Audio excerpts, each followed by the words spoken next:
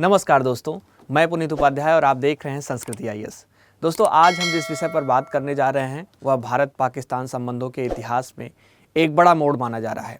काफ़ी समय तक पाकिस्तान दुनिया के सामने दोस्तों यह कहता रहा है कि भारत ने उसके ठिकाने पर कोई हमला नहीं किया है। जी, मैं बात कर रहा हूँ ऑपरेशन सिंदूर की। दोस्तों, उसने कभी भी यह ना माना ना स्वीकार किया, हमेशा की तरह इसको प्रोपेगेंडा बताकर टालता रहा। लेकिन अब एक एक करके सच सामने आ रहा है और पहले पाक के जो प्रधानमंत्री हैं शहबाज शरीफ, उन्होंने कुछ संकेत दिए। फिर डिप्टी पीएम वहाँ के जो हैं वह इसाक डार, उन्होंने खुले मंच पर यह मान लिया है कि भारत ने ऑपरेशन सिंदूर के दौरान जो नूर खान एयर बेस था उस पर ड्रोन अटैक किया।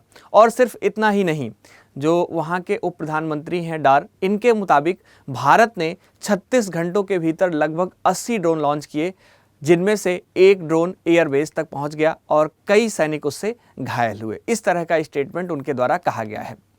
यानी जो हमला पाकिस्तान पहले नकारता रहा, अब वही हमला पाकिस्तान जो है आधिकारिक रूप से स्वीकार कर रहा है।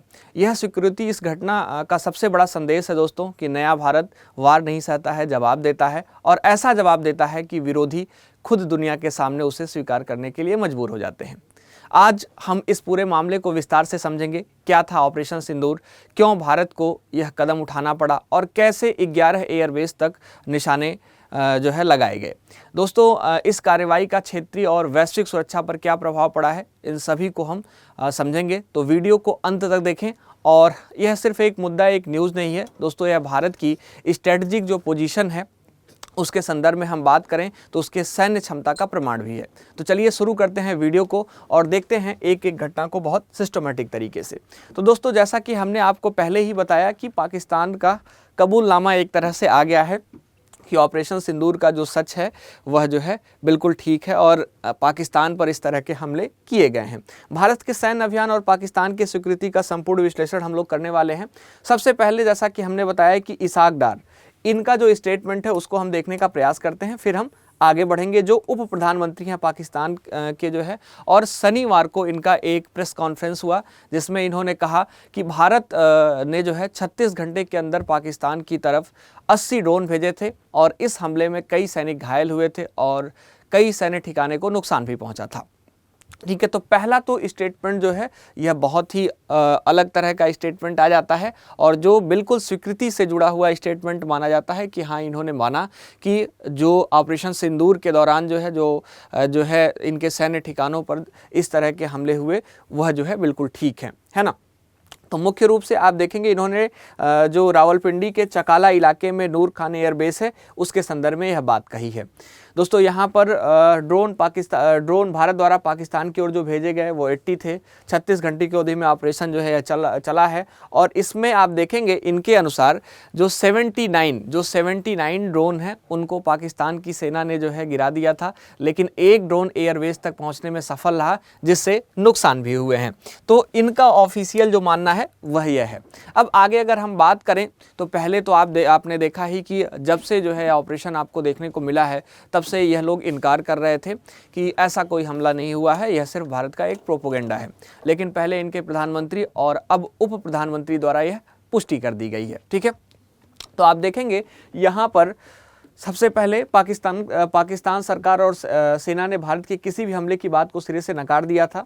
फिर आप देखेंगे कुछ समय बाद तत्कालीन प्रधानमंत्री जो शहबाज शरीफ हैं, इन्होंने हमले की पुष्टि की और फिर जो है जून में इसाक डार ने जियो न्यूज़ पर खुलासा किया कि 6-7 मई की रात भारत ने नूर खान और सोरकोट एयरबेस पर जो हमला किया था वह जो है, और अब जाकर यह घटना आपको देखने को मिल रही है कि इन्होंने मान लिया है कि जो नूर खान एयरबेस है वह जो है प्रभावित हुआ था। ठीक है, अब हम बात करते हैं पूरी घटनाक्रम की और कहां से इसकी पृष्ठभूमि स्टार्ट होती है उसकी। दोस्तों, आपको पता होगा, आपने बहुत अच्छे तरीके से इसको समझा भी होगा, जो पहलगाम आतंकी हमला था वह दिन था 22 अप्रैल 2025। जम्मू कश्मीर में पहलगाम में हमला हुआ। वहां पर जो पर्यटक थे उन पर आतंकी हमला था और उसमें आप देखेंगे 26 पर्यटकों की मौत हो जाती है। इसकी जो जिम्मेदारी लेती है वह एक आतंकी संगठन है जिसका नाम है TRF। ठीक है, तो द रेजिस्टेंस फ्रंट। ठीक है, इसने जो है इस हमले की जिम्मेदारी ली और यहाँ से जो है भारत की कार्रवाई अब स्टार्ट होती है। इसी के संदर्भ में जो भारत की कार्रवाई है सीधे तौर पर आप देखेंगे आतंकी हमले की प्रतिक्रिया के रूप में जो है देखी जाती है, जिसका उद्देश्य होता है आतंकवाद को पनाह देने वाले ठिकाने को ख़त्म करना, किसी भी आम नागरिक को उससे जो है प्रभावित करना। यह बिल्कुल भी उद्देश्य नहीं होता है भारत का, है ना। केवल जो आतंकी जो है संगठन है या उनसे संबंधित जो ठिकाने हैं उनको नष्ट करना विशेष रूप से उद्देश्य होता है भारत का। अब अगर हम बात करें तो इसके लिए एक ऑपरेशन चला जिसका नाम भी आप जानते हैं, ऑपरेशन सिंदूर। भारत की निर्णायक सैन्य प्रतिक्रिया इसमें देखने को मिली।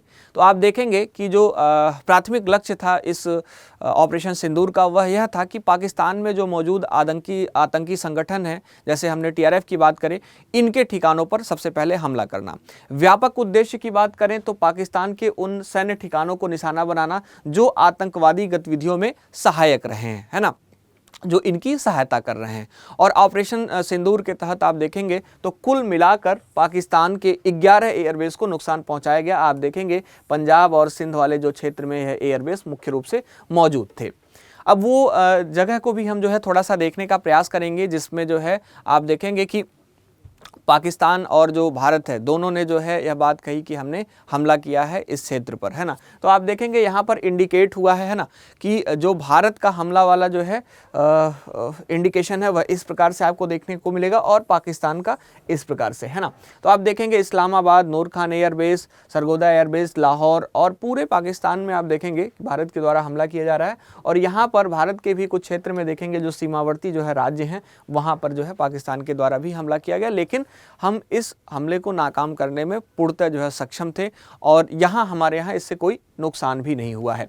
दोस्तों, घटनाओं का जो क्रम है, पहले जो है आप देखेंगे 22 अप्रैल को जम्मू कश्मीर में पहलगाम हमला होता है। फिर 6 से 7 मई रात जो है भारत ने ऑपरेशन सिंदूर शुरू किया और TRF के जो आतंकी ठिकाने हैं बहावलपुर, मुरीद के, इस पर पहले हमला किया। फिर 6 से 7 मई की रात में ही आप देखेंगे तो पाकिस्तान की जवाबी तैयारी के बीच भारत ने नूर खान और जो सोरकोट एयरबेस है उस पर दोबारा स्ट्राइक किया। और 8 मई शाम की बात है जब पाकिस्तान ने तुर्की और चीनी ड्रोन से भारत के एयर डिफेंस पर हमला करने की असफल कोशिश करी है जो है।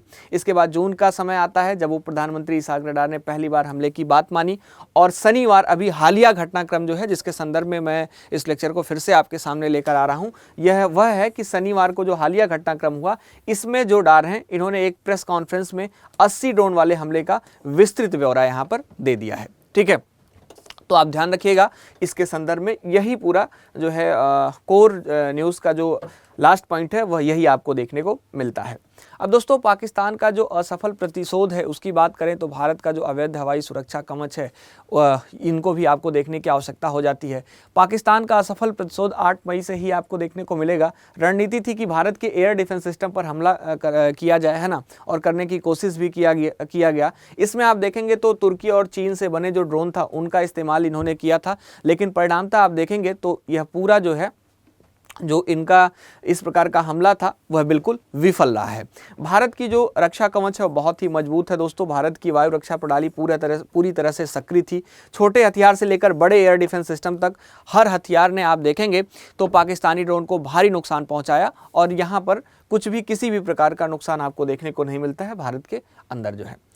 इसके अलावा सीमा पर दबाव भी रहा। भारतीय सेना ने तोपों और रॉकेटों से जो है बहुत सारा जवाब भी दिया।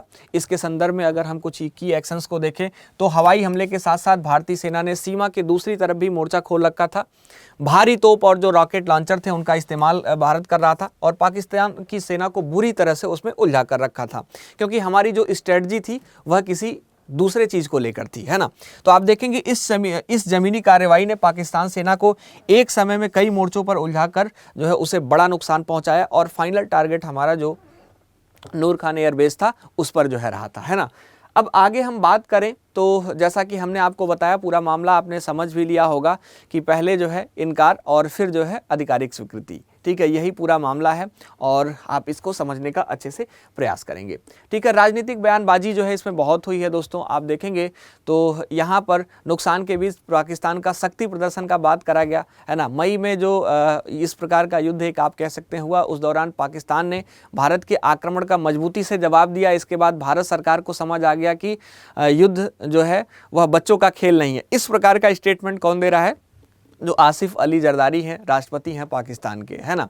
तो आप देखेंगे कि यह बयान पाकिस्तान के सैन्य नुकसान की स्वीकृति और जो है अपनी जनता के सामने एक मजबूत छवि बनाकर रखने की कोशिश के बीच विरोधाभास को उजागर करता हुआ नजर आता है। ठीक है, तो इस प्रकार से इनके स्टेटमेंट से यह विश्लेषण आप कर सकते हैं। अब यहाँ पर आप देखेंगे, एक बार मैं आपको इमेज दिखाना चाहूँगा जो पाकिस्तान का नूर खान एयर बेस है। तो पहले आप देखेंगे जो सैटेलाइट से इमेज ली गई, इस प्रकार का कुछ जो है बेस इनका दिख रहा था, और अभी आप देखेंगे जब क्षतिग्रस्त हुआ जो है, जब यह पूरा स्ट्राइक हुआ, उसके बाद यहाँ पर कुछ इस प्रकार का जो है पिक्चर आपको देखने को मिल रहा है। और यह जो फोटो है यह देश दुनिया के बहुत सारे सैटेलाइट के पास है, कैप्चर है, और आप बहुत अच्छे तरीके से कहीं पर भी जो है इसका एग्जाम्पल देख सकते हैं। अब हम बात करें दोस्तों सामरिक निष्कर्ष की, ऑपरेशन सिंदूर के जो मायने थे, तो उसमें आप देखेंगे तो असंतुलित जो प्रतिक्रिया थी, भारत ने आतंकी हमले का जवाब आप देखेंगे तो एक बड़े पैमाने पर पारंपरिक सैन्य अभियान से दिया, जो एक नई रणनीति का संकेत देखने को मिलता है। सूचना जो इन्फॉर्मेशन और वारफेयर विक्ट्री थी, इसके रूप में भी इसको देखा जाता है। तो पाकिस्तान के शुरुआती इनकार के बावजूद भारत के जो दावे हैं अंततः पाकिस्तानी नेतृत्व द्वारा ही सच साबित हुए हैं। तो मुख्य रूप से आप देख सकते हैं इस पॉइंट को भी। सैन्य क्षमता का जो प्रदर्शन है इसमें देखने को मिलता है। ऑपरेशन ने भारत की लंबी दूरी की जो सटीक हमला करने की खुफिया जानकारी जुटाने और बहुस्तरीय हवाई रक्षा की क्षमता का प्रदर्शन है, वह आपको इसमें देखने को मिलता है। इसके अलावा एक नई मिसाइल न्यू जो है आप देखेंगे, नई मिसाल एक न्यू जो प्रेसिडेंट है वह आप देखने को पाएंगे। पाकिस्तान द्वारा अंततः हमले की जो स्वीकृति है वह भविष्य के संघर्षों के लिए एक नई मिसाल कायम कर सकती है। तो आप इस प्रकार से ऐसे निष्कर्ष पर पहुंच सकते हैं जो मुख्य रूप से कंप्लीटली जो है इस का निष्कर्ष रहा है। तो दोस्तों आशा करता हूं कि आप पूरे न्यूज़ को और पूरे जो है मुद्दे को समझ पाए होंगे और बहुत सिस्टमेटिक से समझ पाए होंगे कि अब जो है जो स्वीकृति है वह पाकिस्तान के द्वारा जो है ले ली गई है कि भाई ठीक है, हम आधिकारिक स्वीकृति ले रहे हैं और जो है हमला किया गया था, हमको नुकसान भी हुआ है। तो दोस्तों यह पूरा न्यूज़ रहा, पूरा आर्टिकल रहा और आपके लिए जो कि बेहद उपयोगी भी रहा। आशा करता हूं कि इस जानकारी को पाकर आपको अच्छा लगा होगा। और आप क्या सोचते हैं बिल्कुल सामरिक दृष्टिकोण से इस मुद्दे पर, तो एक बार कमेंट बॉक्स में लिखकर जरूर बताएंगे। थैंक यू सो मच, बहुत बहुत धन्यवाद आप सभी का संस्कृति IAS के ऑनलाइन यूट्यूब चैनल से जुड़ने के लिए।